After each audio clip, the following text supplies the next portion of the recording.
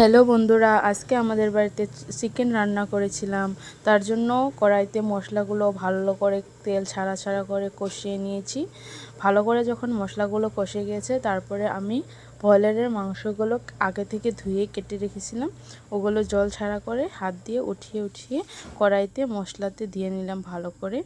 সবখানে দেওয়ার পর আমি মাংসগুলো মশলার সাথে ভালো করে মিশিয়ে নেওয়ার জন্য ভালো করে নাড়াচাড়া করে দিচ্ছি মাংসগুলো, যাতে মশলার সাথে ভালো করে মিশে যায়।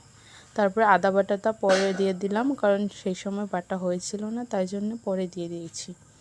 এবারে মশলাটা ভালো করে মাংসর সাথে মিশিয়ে নেব। এখন পর ঢাকনা দিয়ে ঢেকে দেব। অনেকক্ষণ পর ঢাকার পর তারপরে মাংসটা ঘষিয়ে দিব। ঢাকনা ছাড়া করে কত টাইম কষানোর পর আর ঢেকে দিব না।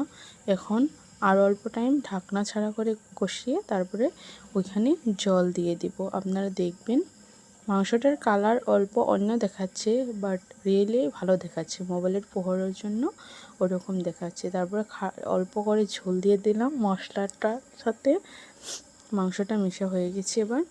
এখন গরম মশলার গুঁড়ো দিয়ে আর অল্প টাইম বলক তুলে ওটাকে নামিয়ে নিব। এবার ঢাকনা থেকে চুলা থেকে নামিয়ে এবার মাংসটা বাটিতে বেড়ে নিচ্ছি। সুন্দর কালার এসেছে। Bye bye guys.